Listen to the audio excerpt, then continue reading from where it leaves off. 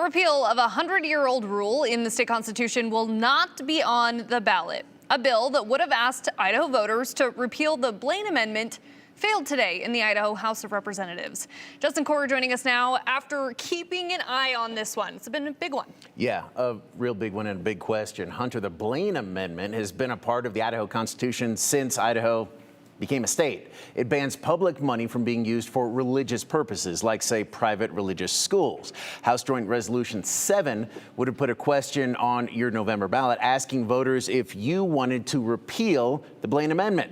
This is the second time in 3 years something like this has been tried, and again, it failed. The bill sponsored Representative Elaine Price says the Blaine Amendment is religious discrimination. She says withholding funds offered to religious schools is unconstitutional. She cited a lawsuit where a church was actually denied access to a public school facility, but they sued and won. Price also said HJR 7 would not necessarily fund any religious school. It would just open the door to it. She also stressed again that this resolution would not repeal the Blaine Amendment, just put that question to voters. Let's be clear.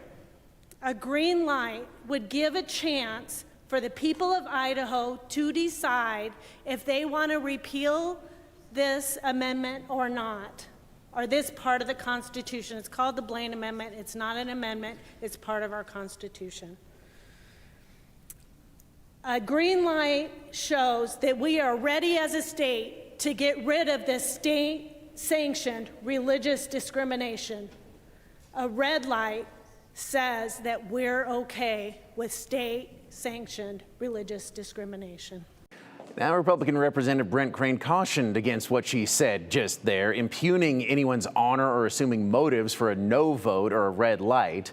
And while he voted yes and the bill got a majority of support, it failed because it did not get a supermajority, that is 2/3 majority. Supporters of the Blaine Amendment say it's always been an important safeguard of the separation of church and state, so it remains for now. Hunter? Okay, we've talked about this in the past. This is now the future, I guess you'd say. They've talked about it. Yeah. So it didn't get the supermajority. Majority supported, though.